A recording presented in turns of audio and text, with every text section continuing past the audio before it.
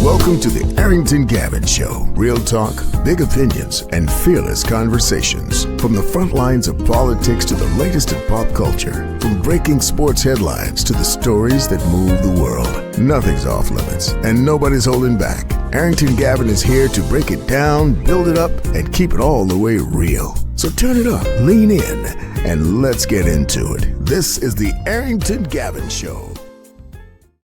Hey, what's happening, family? Welcome to the Arrington Gavin Show, your go-to spot for sharp insights, bold opinions, and unfiltered takes on the biggest stories of the day. Whether it's politics, sports, pop culture, or the latest buzz, we're diving deep and keeping it real. So please do me a favor, kick back, stay informed, and get ready to join the conversation. Look, on today's conversation, we got some world-renowned hip-hop icon Uncle Luke of the Florida side, right? He announces that he's going to be running for Congress. We will talk about that later on. Also, Netflix is bringing MMA to its platform with the announcement of two former champions, Ronda Rousey and Gina Carano, will be coming out of retirement to fight against each other.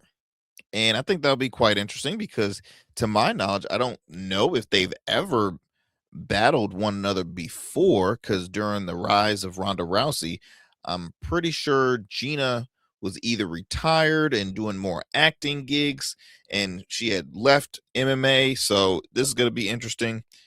What else do I have on tap for you? Let's see. Oh, sports journalist and journalists, Jamel Hill tells the Democrats, hey, look, y'all need to be taking Stephen A seriously with this whole notion of him possibly running for president of the United States, and that excuse me, they should take him serious because he is a threat. Now, I'll share my take on what Jamel Hill shared, and I'll give my answer. Do I think Stephen A. Smith is a threat or not? And then we have a lot more other things on tap for you here on the show. As always, thank you again, my friends, for taking the time out of your busy schedule for tuning into yet another great conversation. This is on tap. This is episode 527. Episode 527. I rarely share the episode numbers with you. I'm gonna try to do that more, just to kind of keep you up to speed and up to date on I guess how long we've been going on, and we've been going on well over 500 episodes strong. So very thrilled and honored for that, because this is not easy at all, my friends. It takes a lot of time. It takes a lot of work and hours to do what I'm doing. But I have fun doing it. I love chopping it up with you all. I love to give an opinion on, because we have so many stories that come across our phones and our airwaves and our television screens. I mean, there's so many stories. It will, if I could talk about every single one, this show will be well more than an hour. So I just look at it and I'm like, hey, look, grab some, and I share with you all, because there are stories that really gravitate to the public, and it's like, wait a minute, what? Let's talk about it. So that's what this platform is catered for. The comment where we talk about everything. We don't hold anything back whatsoever. When we talk politics, we keep it honest, and then I'll bring on experts from all sides of the aisle, because I don't believe that you should get one side or one viewpoint. I believe in multiple, because this show is very bipartisan. I say it time and time again. I'm an independent who am not a fan of this administration whatsoever, mainly the man in office. Okay. That doesn't mean that I ignore everything a Republican says. That doesn't mean I ignore everything a Democrat says. In our society, it takes two to tango.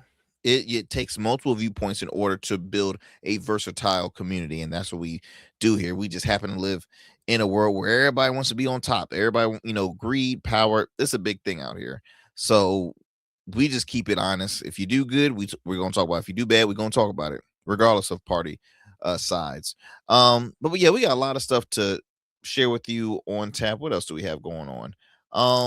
Yeah, we got a lot of stuff we're gonna be sharing here on the program. Uh, as always, too, be sure to tune in Monday through Fridays. As you know, Monday through Fridays, where we drop new episodes on our platforms, YouTube, and wherever you get your podcast, 7 p.m. Eastern Standard Time. For those who are watching us right now on YouTube, if you have not done so yet, do me a favor, like, subscribe, share with a friend, share with family. I truly appreciate it. We want to continue to spread the word about the Arrington Gavin Show. We are growing our channel each and every day, and I'm honored. We are growing in our total views, as well as our subscribers. So we want to keep that momentum going. Of course, we have a goal to try and hit 5,000 subscribers. It's gonna take some time, but hey, we're in this for the long haul. We're not going anywhere. So if you can continue to say, hey, look, you enjoy a good conversation, you should tune into the Arrington Gavin Show. He has a great platform, great convo, and I just, again, I truly appreciate it if y'all can help a brother out here and spread the word. Spread the word. You can also listen to us, as I mentioned, wherever you get your podcasts. We're available on Apple, iHeart, Spotify. Just to name a few, we're available on all major podcast platforms. You can watch past episodes of the Arrington Gavin Show on Goatverse TV. You see right there in the top corner for those who are watching us right now. Goatverse TV. All you have to do, download the app on the App Store, Google Play Store, Roku, or Amazon Fire TV. You can also listen to us on the radio airwaves. Shout out to our affiliates, WBOK 1230 AM out of New Orleans, 1230 AM, as well as 107.1 FM in New Orleans, WDJY 99.1 FM in the Metro Atlanta area, and then also our newest affiliate, KSHP 1400 AM and 107.1 FM, Las Vegas. We are a growing grassroots program, and we're very honored to be on those radio outlets. We're continue to grow and get it spread out to the masses. And as I mentioned, it takes time, but practice makes perfect. Not just practice makes perfect, but consistency. That's what I meant. Consistency is key. And there's, people try to cancel, people try to say, oh, this is a trashy. Y'all have your opinion, and I'm going to continue to share mine. And that's how we're going to do it, y'all. That's how we're going to keep it going. Yeah, so what we're going to take a quick breather. When we come back, we'll have some more conversation. We're going to get it started with our first conversation. Matter of fact, you know what? Before we move forward, I wanted to share this clip from a former state senator, Nina Turner. I'm a huge fan. Nina Turner, former state senator out of Ohio. She is a known political commentator, progressive political commentator who does not hold back. Yeah, she has a D in front of her name, but she calls out everybody, mainly the establishment, the corporate greeters. You know what I mean? The corporate ones that just are in it for the funds and can care less about the constituents. Here's her take just on these new challengers coming up during midterms, because remember I spoke on the last show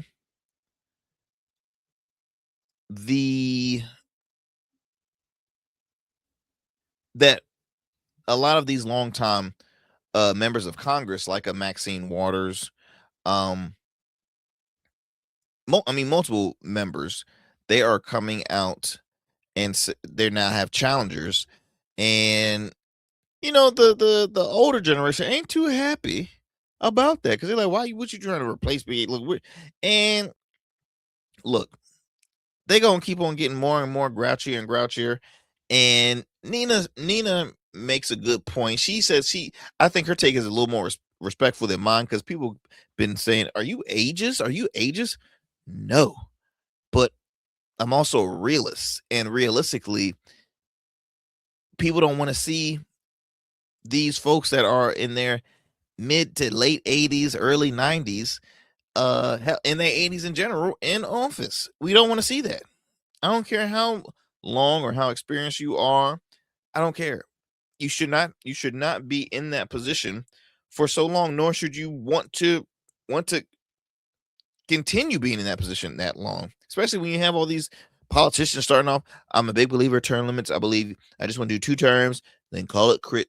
I only want, you should only be a minimum of this and that. Like, come on, it's all talk, all hot smoke. So let me share this clip here before we head to our first break.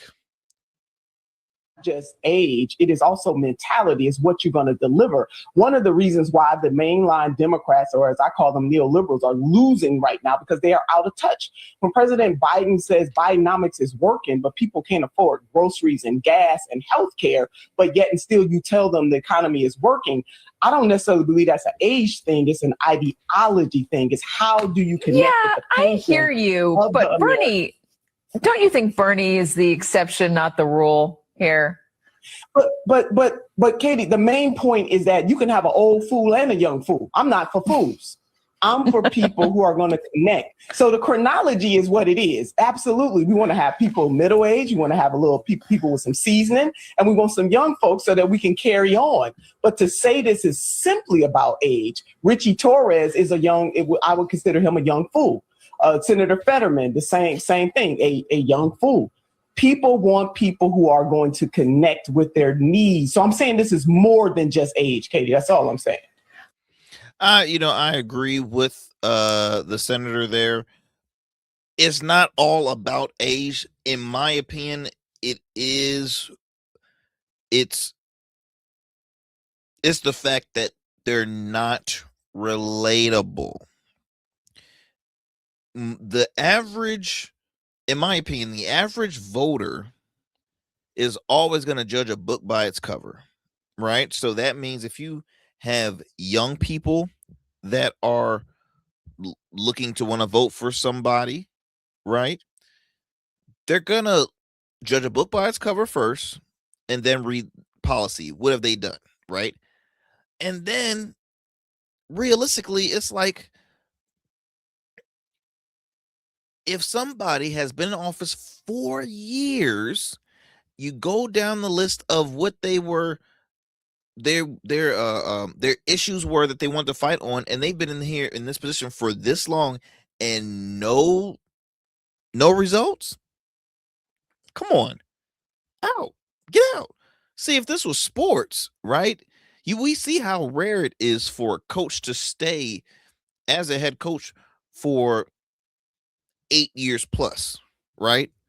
You look at John Harbaugh and Mike Tomlin. Mike Tomlin, 19 years with Pittsburgh.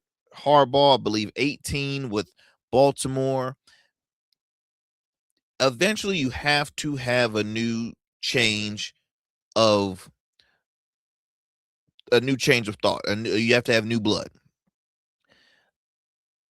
I don't disagree with Nina saying it's not all about age. I think to an expert like herself, she's right.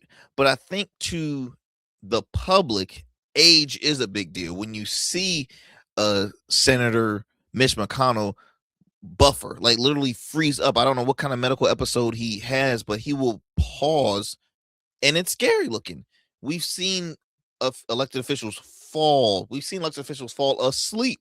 We've seen elected officials appear in walkers, in wheelchairs, and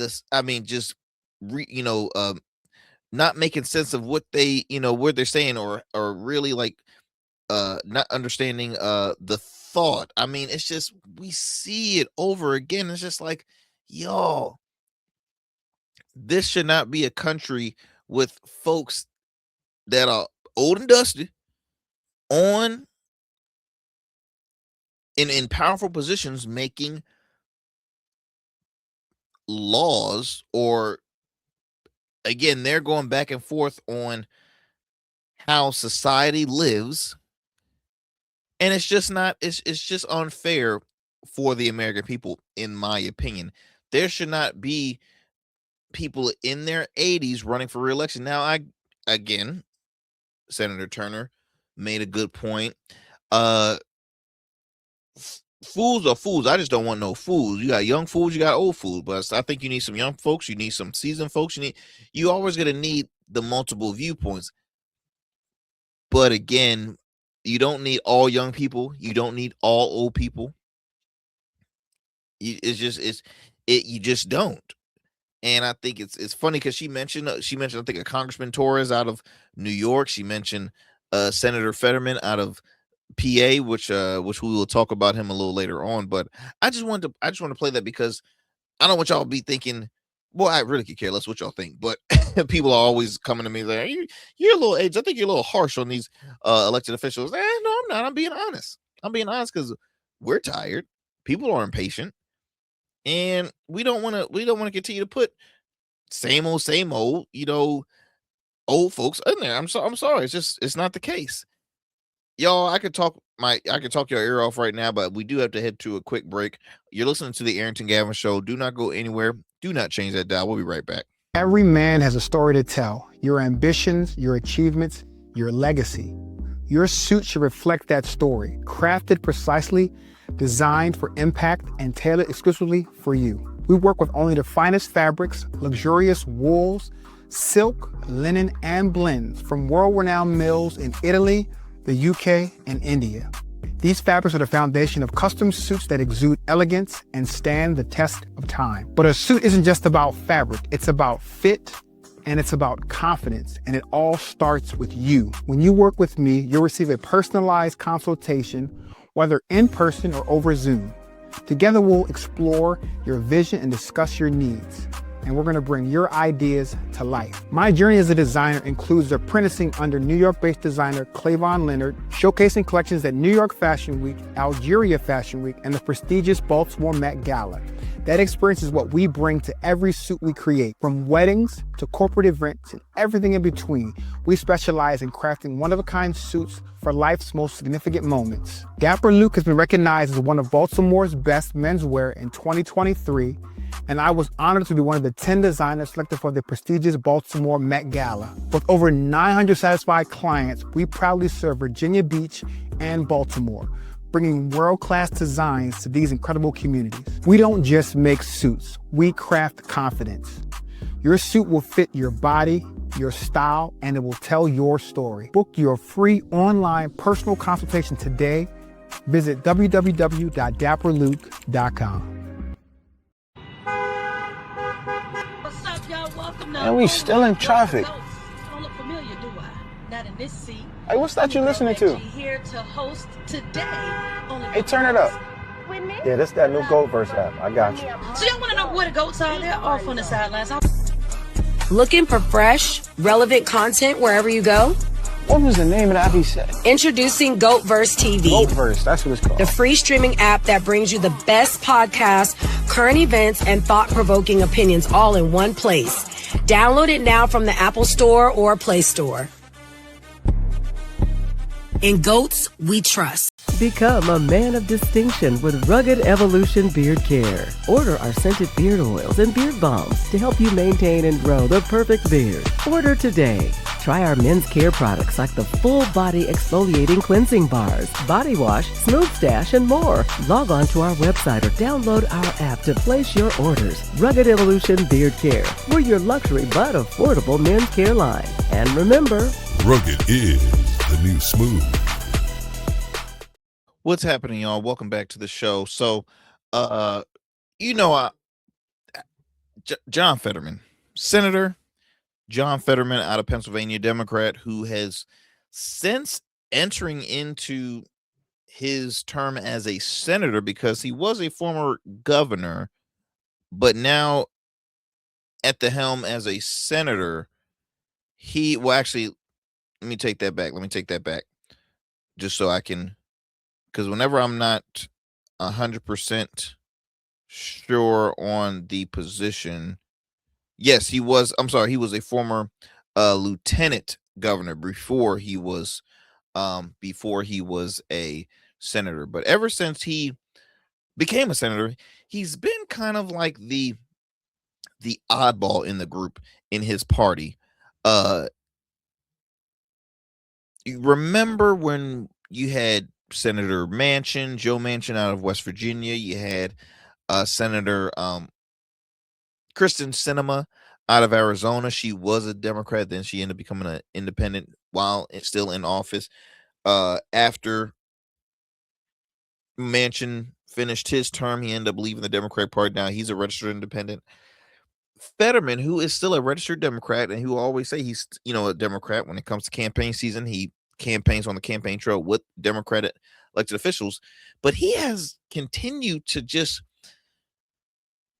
like not press this administration. He's always going against his own party in defense of this current administration. He was, to my knowledge, the only Democrat that showed for the inauguration. Well, not the only Democrat, but he was the only current sitting elected official Democrat that was in attendance, to my knowledge.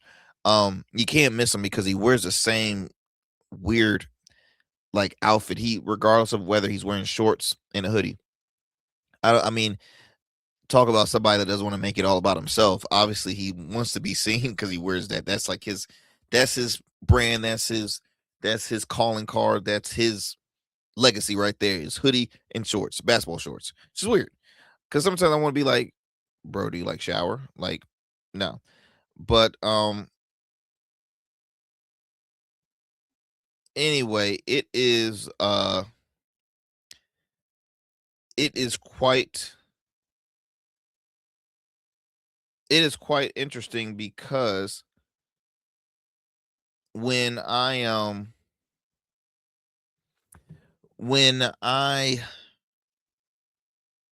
listen to what Fetterman says, I'm like, is he, how can I put it? I'm trying to look at I'm trying to find my wording here. Is he speaking on behalf of almost like a grifter, or is he speaking on behalf of someone that actually truly cares about his constituents, or is he someone that, I don't know, somebody pissed him off in the Democratic Party? Now he's just like saying, bump it. I don't want to. Like, I'm trying to catch where he's at. Here's one clip. I got two quick clips to share with you all. Here's one where he sat down with I believe her, well, she a Fox News host. I'm forgetting her name. She was a former member of the Trump administration. I think she was a spokesperson or something. McEnany, something like that. Let me share this clip with you. I do plan to attend, and I hope that this year they don't put up those silly paddles and all those kinds of weird protests. That's like, you don't have to agree with whatever you're going to hear, but like last year, I mean, it just. I do plan to attend, and I hope that this year they don't put up those silly paddles and all those kinds of weird protests. That's like, you don't have to agree with whatever you're going to hear, but like last year, just exactly, yeah, thank you. I can see you're referencing that. It's just like, show up or not, but just do that kinds of thing and like have some dignity. And just, we can agree or disagree and not call people names or behave in such ways like that. We'd all be a lot better off if we acted in that manner. No, now, look, I agree with Fetterman in regards to, there's a way to present yourself, right?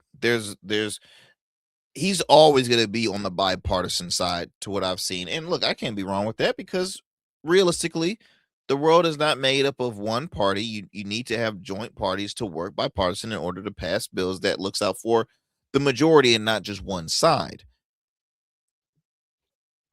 The part that I disagree with him is those State of the Unions, when Trump is in the state during his State of the Union, they're crap shows. Let's just be frank with it. They are crap shows. The last one that they had, everything he said was, most of it was false. Most of it was not happening. It was not occurring. And so now I agree with, if you don't want to enjoy it, like, don't come. But here's the thing, John, you have to, don't just speak to about the Dems. Like, come on. Again, it takes two to tango. How's the other side respond to if it was a person in the left? Like, we be saying the exact same thing. Because see, John gets TV time mainly talking against his party. I have yet to see him speak about issues of the right or this administration. See, the last person that was playing the role he was Tulsi Gabbard. She was a former Democratic official who initially ran for president, didn't win. Now she's the Democrat that's speaking against the left, and then all of a sudden, oh, she ends up leaving and becoming independent. And then like she was an independent for like a weekend and then became a Republican. Shocker, not really. Fetterman continues to play this like, well, you just gotta. What's annoying is that Fetterman, dude, you see the exact same thing we see on TV. You can't try to be, all goody two shoe and soft spoken with this administration and this president. That's the frustration. I totally understand and agree that all elected officials, it'll be nice if they weren't always yelling on top of each other and all that other, BS. But that's not the case. Literally, with the passing of civil rights legend Reverend Jesse Jackson. Okay, Trump puts up a post, supposed to be a tribute post, and he mentions the Obamas, saying that Jesse didn't like Obama. Like, why did you? First of all, Trump is so obsessed with Barack. And the Obamas in general, so obsessed. It's just weird. But right then and there, Senator, you have a sitting president that just goes off the rails 24/7. That's on brand for him and his administration. So personally, I thought it was dope. If they speak their mind. Now, Democratic voters didn't like the fact that the left had put up the little paddles. So they're like, okay, what's that gonna do? What's that gonna do? Like, don't put up a paddles. Walk out when one of your own was escorted out. And I'm talking about Congressman Al Green out of Texas, where he spoke out and they escorted him out. The whole party should have left right behind him. Don't just keep on putting up a sign. I'm ready to put up a sign. That's a lie. That's like again, backbone. What is that going to do? A freaking round paddle that folks use at a church, like a little air fan, just with words, false, lie, this, that. Like, come on. It's just it. In a case, I hear you, but also it was just like, bro, it was just weird. Here's another soundbite here from what Fetterman just saying. This is just, I'm just giving you a little collage of past conversations that Fetterman has spoke out publicly against his party. Let me see if I can. It looks like I can't get this one. Hold tight. Having a little bit of technical difficulties. No worries, my friends. No worries.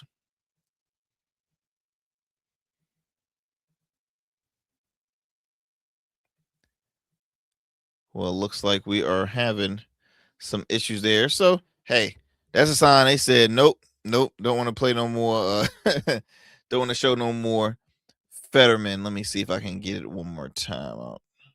Here we go.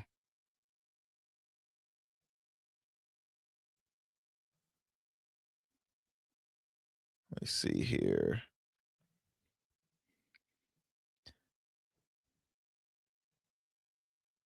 Oh, no, still technical difficulties. My apologies, fam. Well, let's go ahead and move it on to our next story. So we're done with Fetterman. So I guess the question I'll put up here is, should Fetterman leave the party? Should he leave the party already? Right? Should John Fetterman, U.S. Senator out of Pennsylvania, leave the Democratic Party, or should he? Do you look at him as a team player? Obviously not, because he speaks against the team all the time. Do you think it would make more sense if he just left and became a Republican, or left and just became an independent? Which, hey, I can see him becoming independent. It's not going to be a shocker. But I leave you all with the question: because I hate when parties kind of like exile members out of their party, or like literally like forcefully push people. I mean, they're technically gonna force them out because they're gonna find a challenger to go against them during the race, and most likely you're gonna see the elite or fan favorite Democrats, the popular ones that are going to vote for the challenger just because of their thoughts of how Fetterman has been throughout just this whole cycle. So they're probably going to want to vote him out. Yeah, that's what's going to happen. Let's go ahead and digress from this story, y'all. And I want to share this one here. So famous rapper icon, you name it, Uncle Luke had recently shared that he is planning on running for Congress. Let's see if I can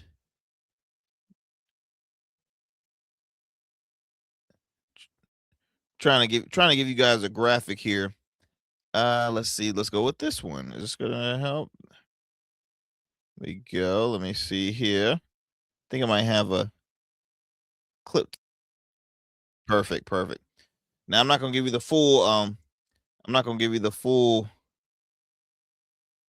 conversation, but let me give you a brief point of this interview. Let's see here. All right, there we go. So, the king of promo and tease. So we've been listening, will he or won't he, whatever. But you know what? The biggest sign that something's coming is that you resigned from that beloved coaching position at Edison High a couple of weeks ago. Well, why did you resign, and what's going on? Well, basically, I had to. You can't do two things at one time. I can, maybe you can. Well, yeah, yeah. Well, I'm a Jamaican, so us Jamaicans, we normally have like 12 different jobs anyway. But I looked at, really seriously thinking about running in this race. I had to do the work of going into the different communities to talk to people. The congressional race. The congressional race, yeah. CD20. And I wanted to take a real serious look at it and go into the communities and talk to people, because if you know anything about coaching, it's year round. You got to be a father, you got to run your businesses, but then you coach year round. So I didn't want to do the kids a disservice while I was doing that. And hey, at the end of the day, once I did my due diligence, I said, let me come to Glenna's show and let her know I'm gonna run for Congress for CD20. There's the sound clip that everybody's going to be running later on. Well, welcome to the race, candidate Uncle Luke. So take us behind. You actually were going to run for this seat 2 years ago. Yes, I remember. You actually did run for Miami-Dade mayor in 2011. Yeah, 11? Special election. Yes. Yeah, it was a long time ago. And in a field of, there were 11 candidates, you came in number 4. You had 11% of the vote as a first-time candidate. That was people thought that was very impressive. Yes, with $10,000 in my account. Wow. So take us through all that you've done. You've played so many roles. You are a controversial figure in this community. Mm-hmm. That's factual. Yes. Okay, so I'm not gonna share the full interview there, but you can, if you want to check out the full one, you can go to, what is that, WPLG out in the Florida area. That was an interview that was let's see who is behind that one. Local10.com, local10.com, you can find that full interview there where he sits down with one of the local reporters on Local 10 News in Florida. So just to give you a quick background on who Uncle Luke is. Uncle Luke, okay, full name Luther Roderick Campbell, Luke for short, also known as Luke Skywalker, also known as Uncle Luke, and then simply just Luke. He's a rapper, promoter, record executive, former leader of the rap group 2 Live Crew. He's known for having helped create the Miami-based genre for establishing one of the first rap groups and rap labels in Southern hip hop. Okay. And his sexually crude call and response lyrics, which were unique for the time period.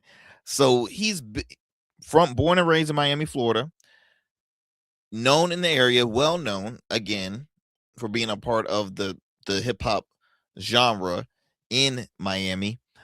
65 years old. You heard it there. He had run for office before for the mayor's race in 2011, and as the reporter said, 11 candidates for Miami-Dade mayor's race. You came in fourth. Not bad for a first time candidate, first person entering into the world of politics. That's very good. The one thing that I can say is going to help him, if he's serious, he's running in the race now. There's folks that obviously are going to keep it 100. It's like, why even bother? Florida is extremely red state. You have Governor DeSantis that is currently there. His term is coming up. So now you have Byron Donald, former congressman, now running for governor. There's another gentleman, I'm blank on his name, but he's extremely extremist. He's a right-wing extremist, so I'm not really, I could care less if I remember his name or not. Y'all know who the candidates are. I'm not going to repeat them. But there's a lot of folks that are saying, okay, why even bother? Because with this whole gerrymander thing happening in different states, it's going to happen again in Florida. They're going to redistrict it. And then you're going to basically, it's going to be harder for you to try and run and win. Because if it's like more of a red area, you're screwed, right? Why even bother? But I can't be mad at Luke's tenacity, his drive. He is an established businessman. He is somebody that is very involved in the community and is, again, he's born and raised in Miami. He's a Florida guy. On his social media, he always shares his thoughts on politics. And I enjoy him too. And a lot of times he makes sense, but it goes to, is Florida a red state, especially in Congress, where I believe his district is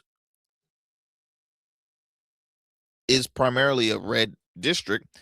How will he try to win it? And he's a former member of the world of hip hop. Like, can it happen? But what I'm telling y'all this, we're seeing a shift in a lot of primarily red areas, red districts, Trump districts. Okay, Trump districts are going blue. You never know what's going to happen, because the thing is, this administration in Washington is scrambling. Whenever their president opens his mouth, he screws it up for his party, and he's screwing it up for the majority in different states. He really is. On a federal level, he is. So we will see. We will continue to hear more about Uncle Luke's campaign. Hopefully, I'll try and reach out to his team. I would love to have him on the show to get his take, to hear about his issues, what he's campaigning on. But hey, it's like you having so many folks just going after it in politics. It's just because people are tired. People are tired. That being said, I want to transition from talking about Uncle Luke and talking again. I know we talk about him a lot, but Stephen A. Smith. So Jamel Hill, who is a do I have it? Where is it? Okay. Jamel Hill, who is a she's initially known as a sports reporter, but I can still consider her just a full, all around journalist. She's very involved in politics now. She has her own platform. See her a lot on CNN most of the time, but she's not a fan of Stephen A. Smith. Let me show you this quick clip here, and then I'll give my take on the back end. Guys may think I'm crazy, But if I'm the Democrats, given Stephen A's name recognition and his constant ability to attract audience, to speak in sound bites, to debate, because Stephen A on a debate stage, it will get real, sure, to a degree, but he will if he has a message and messaging that connects with white people. He absolutely will. So if I'm the Democrats and I see Stephen A constantly talking about running for president, this is CBS News that is doing a big piece on him on their morning show. ABC's already done a piece on him. He's a best-selling author. He's already got media wired. The Democrats need to take him seriously. He's a threat. If you're a Democrat that wants to run for president, or if you as the party. So she spoke for the most part of what I wanted to share. I don't know why we're having difficulties with that. We're gonna get that taken care of soon. But she spoke for the most part of what I wanted to y'all to hear. She's saying if you are a Democrat wanting to run for office, you got to look at him as a threat. Is she right? Possibly. I think and I say possibly because the majority of, I would say the majority of Democratic voters probably don't take Stephen A. Smith seriously. The majority. Them diehard Dems, they're not going to lean towards him at all. Now, independents that probably left the Democratic Party, independents that left the Republican Party. You're going to get your moderates, your on both sides that are going to really like catch his attention. Because here's the thing. She's right. Stephen A. Smith is extremely successful. He's a hell of a debater. He's a successful individual, best-selling author, hosts 3 shows, right? Most watched program on ESPN, which is owned by Disney, which takes over, right? He's wealthy. He's friends with folks on all sides of the aisle. He is their kind of candidate, right? He is that kind of guy that's like, okay, he can get donors from the right. He can get donors. And here's the thing. He was on, I think it was on CBS Morning News. He shared if he wanted to run, I just think it's still BS because I think he's, for one, I think he's a fool from leaving the money. 2, I don't think he's going to leave. I think he's always going to keep people on their toes because at the end of the day, that builds him an audience and eyes on anything he does. Okay. Ain't nobody got time for running for office. It's to him, I would have figured it's more lucrative and it's more enjoyable and stress-free just doing what he's doing now rather than running for office. That campaigning is a mother, okay? Especially for presidency, man, get out of here. And then on top of that, to me, it would be hypocritical if he does run because you're literally, and I've heard him, you're gonna jump from state politics all the way up to federal with no experience whatsoever. I get it. He's gonna argue like, look, the bar has been set so low, why not? I get it. But I just feel like he will be speaking against his true views if he does, in a sense.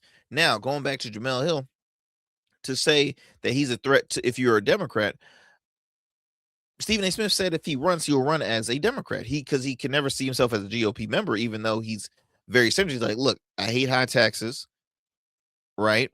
Fiscally conservative, but he's socially liberal, right? Is that a winning strategy for now? I look at it like this: if he does enter into the race, the Democratic race, you gotta look at their candidates. If Andy Bashir out of Kentucky runs for president, will he be a big contender? Because they're putting him ahead of guys like Governor Westmore out of Maryland and Josh Shapiro, governor out of Pennsylvania, possibly even over Gavin Newsom. I don't see why they will ever choose Gavin Newsom personally. California governor to me ain't going no. Just why? I wouldn't put all my eggs in one basket and say, oh, he's the guy. No, he's not. I mean, if he was that same way at another state, maybe, but California, nah, that's not gonna work. I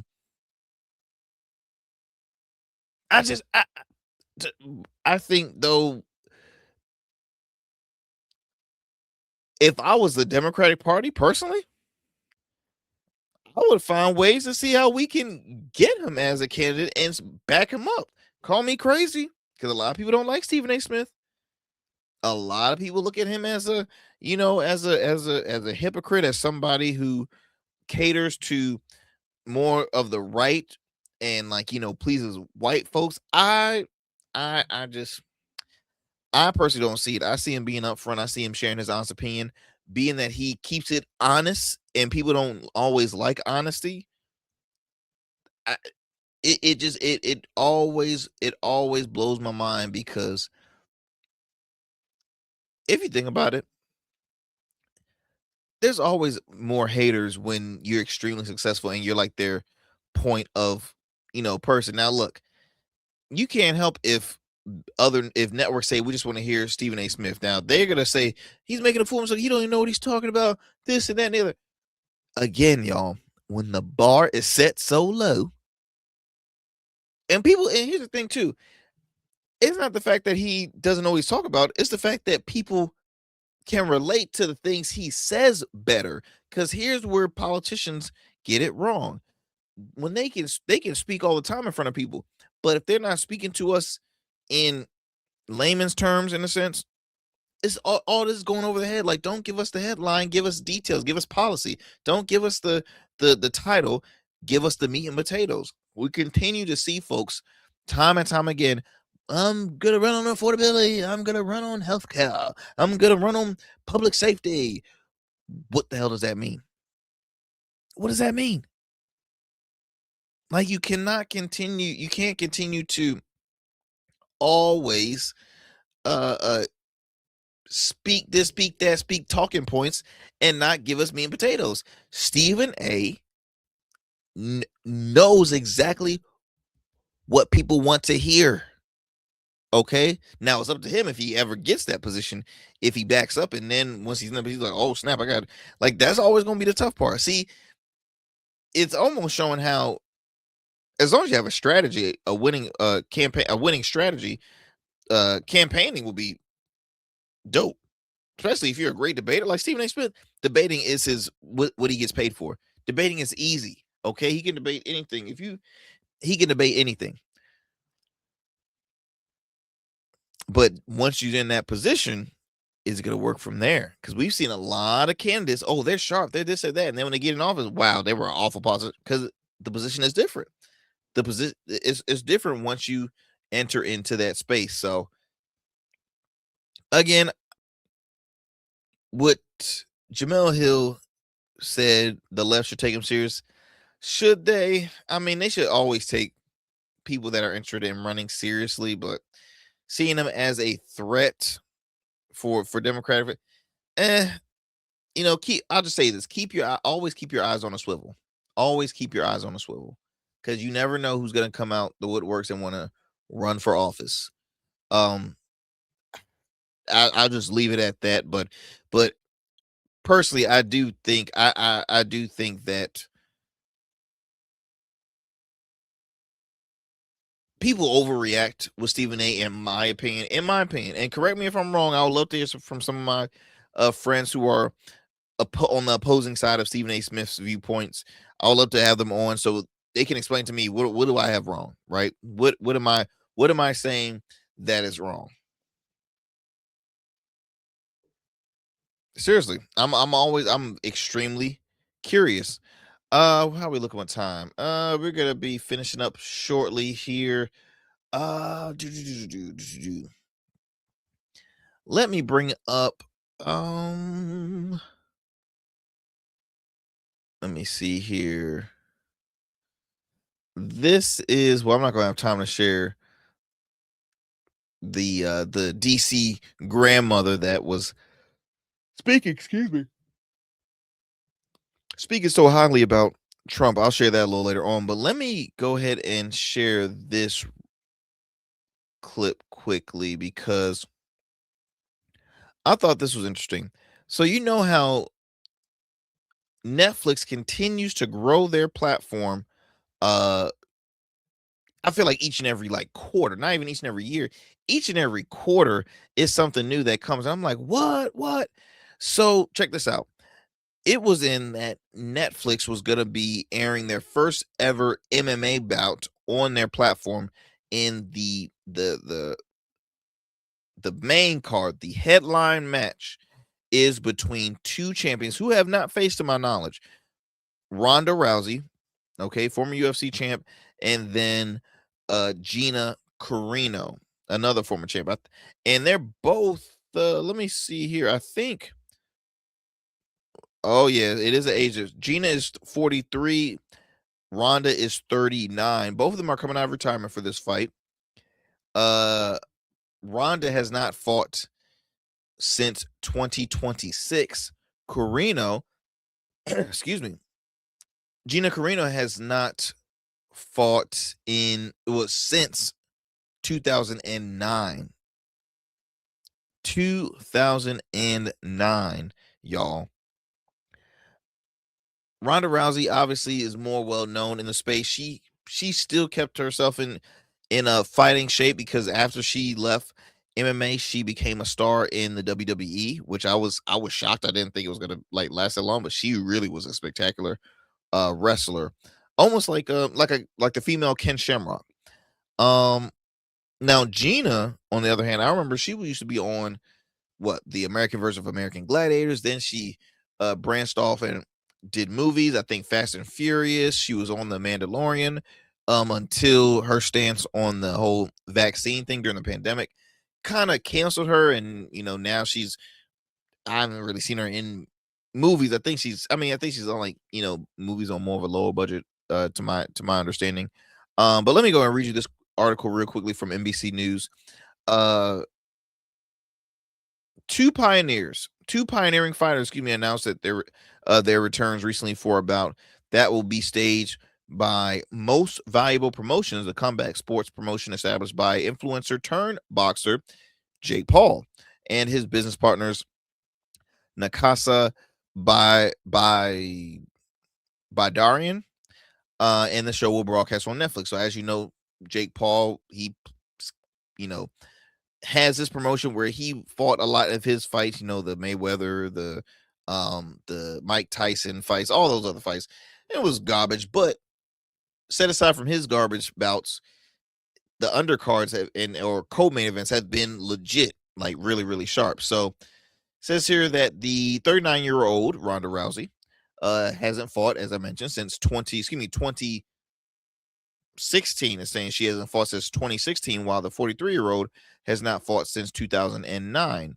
They will fight at 145 for 5-minute rounds. Despite their lengthy absence, Rousey and Carino remain two of the most iconic fighters in MMA history for their trailblazing careers. Now, Carino led their first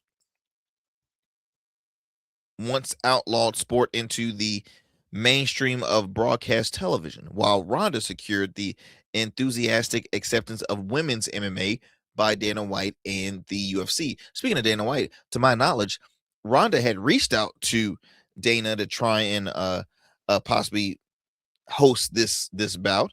But Dana got that contract with Paramount. He can't mess that up because that's buddy with his friend Trump, and so he's gonna stay right now on Paramount, which is cool. You get all your live fights, pay-per-view fights now on Paramount instead of having to pay from a platform.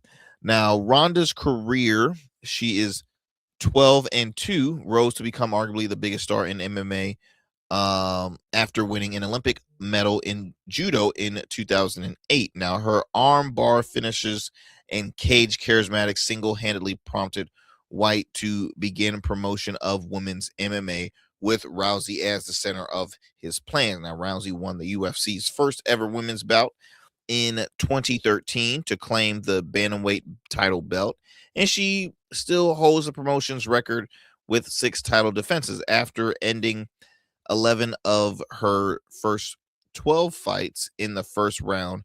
Her career abruptly stalled when she lost back-to-back bouts to Holly Holmes. I remember that. Oh, Holly and Amanda Nunes. Amanda Nunes is the truth. I'll just be honest. Amanda Nunes is the truth. The bout against Holly, yeah, Holly put a beating on her too. I mean, Ronda bloody, but it was torture. Prompting her to move on to acting, professional wrestling, and motherhood, which she did. Now, says here, and I quote, "Been waiting so long to announce this. Me and Gina Carino are going to throw down in the biggest Super Bowl fight in women's combat sports history.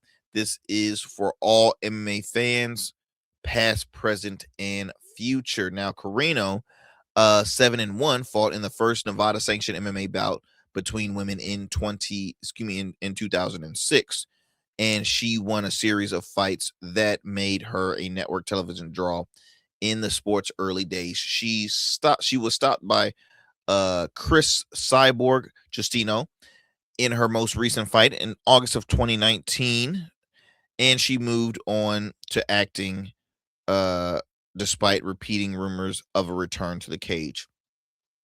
So, not going to continue to read this because I kind of caught y'all up on for the most part. But at the end of the day, I think this is dope. I think it's going to be big for Netflix. I was just talking with a lady earlier today. Netflix is the top tier streaming platform that everybody's trying to compete with, right? My top 2 is Netflix and anything owned by Disney. So Disney Plus, Hulu, all that is in one conglomerate. Those 2, so I'll just say Disney, Netflix are your top 2 platforms. Paramount is continuing to try and build up that recognition. The MMA, I will say, or signing UFC was a boost, right? Even airing I think the CBS did not air the Super Bowl. I think that was Peacock, to my understanding. But Peacock, Paramount, they still continue to build up. But Netflix and Hulu, those are the platforms, my friends. They are in with seeing how this MMA bout goes.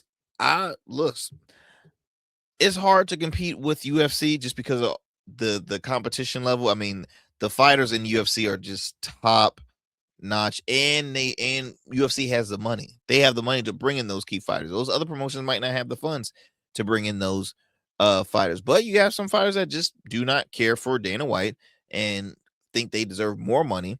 And that's why at the time Bellator was, kind of like the competition, but they were bringing in a lot of old washed up fighters, in my opinion. So we will see, my friends. We will see, as always, the top. So you know what that means. I gotta go, but y'all take care, stay blessed, stay informed, and I will talk to y'all next time here on the Arrington Gavin Show. I'm out.